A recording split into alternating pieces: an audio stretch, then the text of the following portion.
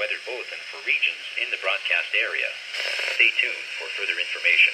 Environnement Canada a émis un bulletin de conditions météorologiques importantes pour les régions dans la zone de diffusion. Restez à l'écoute pour plus d'informations.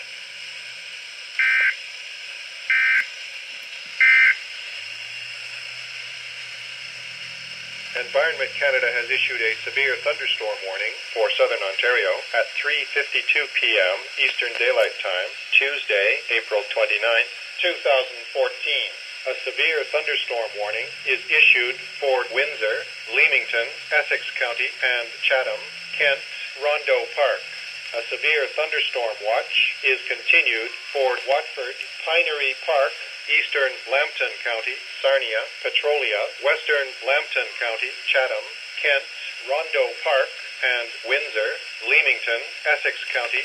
Environment Canada continues squall